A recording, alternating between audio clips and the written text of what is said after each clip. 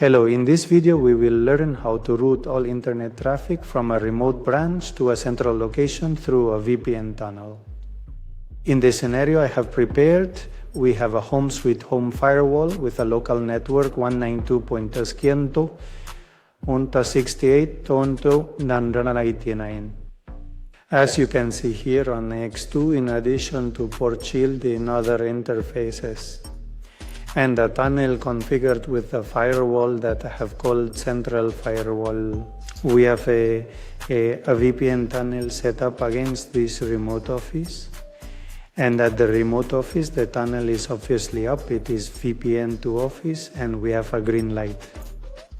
In this case it is a tunnel interface, so all the routing must be done through policies.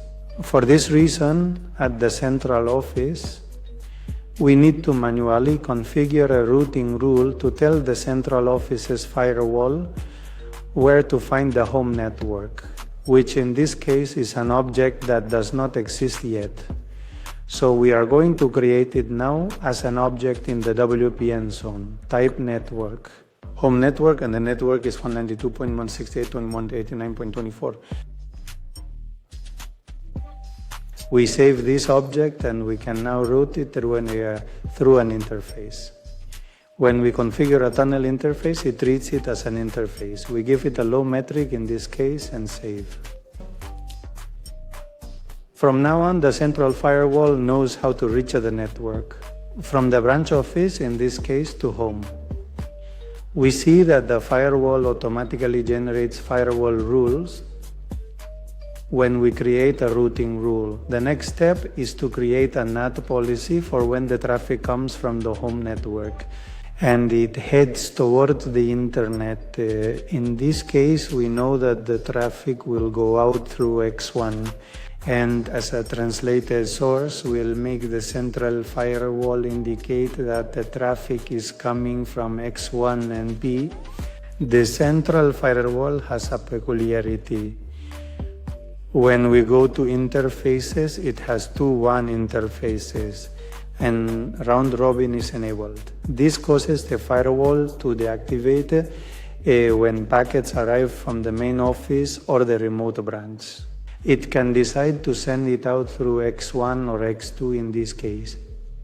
So what we do is clone this NAT policy and create another identical NAT policy for when the traffic is going to exit through X2, so it announces as the IP it has on X2. Now let's open a web page. What is my IP? Here you can see my IP address, and as a gateway, I am at home.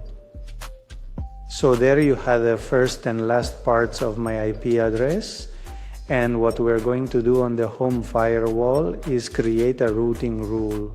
Routing where we will route only the wireless cloud subnet VLAN, which is where I am connected through the VPN tunnel for all destinations and all services.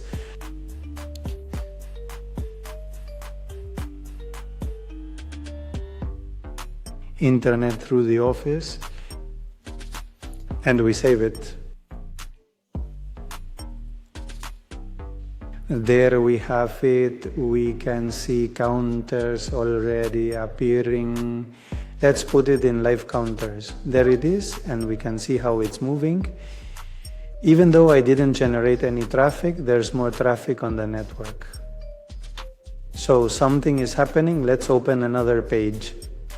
What's my IP? We see that it has changed here. Now it's 83, the first and the last, the 5 here.